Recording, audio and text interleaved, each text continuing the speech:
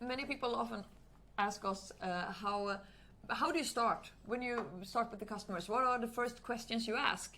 So this episode is a little bit about what questions do you ask, but it's a little bit, I think, where you are in the process. Are you already there and kind of they have already committed you're going to do work for them, or are you kind of in the sales process?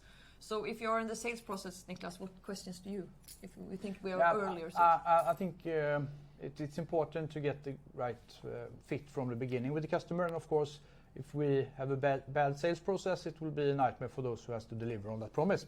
So I think it's important to also be quite critical in the sales process.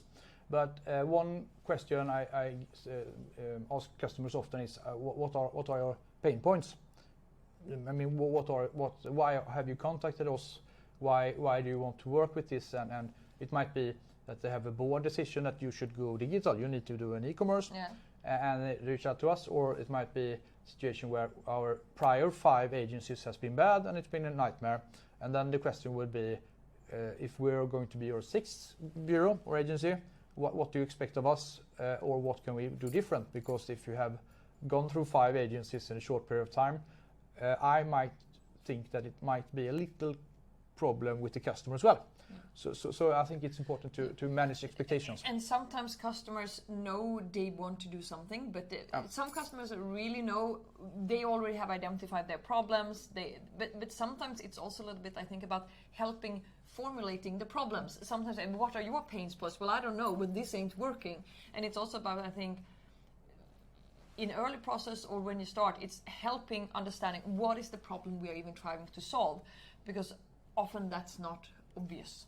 Yeah. And you can go down further to ask the customer what are your background in e-commerce, what is your organization, because some customers are quite far along, and as you say, they have, this is the plan we want to deliver to help us to achieve this vision.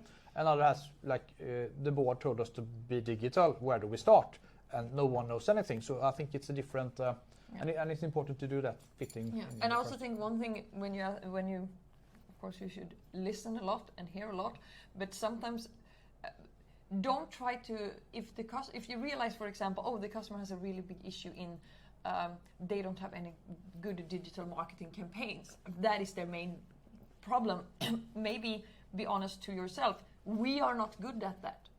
I'm not going to sell that we are going to do that, because there are tons of firms that will do it better.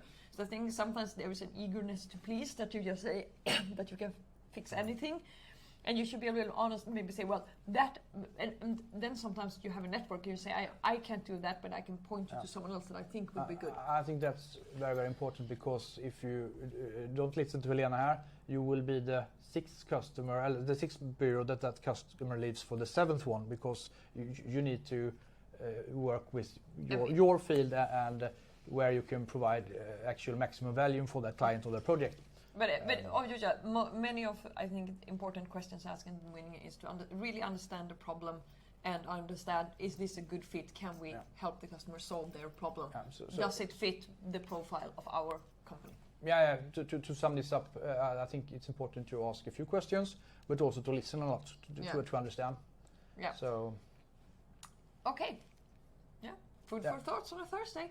Yeah, of course, and leave a comment and like and subscribe and the usual things. If you have any questions you think these are really good. Yeah, and we do really appreciate the feedbacks and the challenges and the merchandise, etc. So keep engaging with us, because that really makes it worth all the effort we put into this. Yeah. Bye. Bye.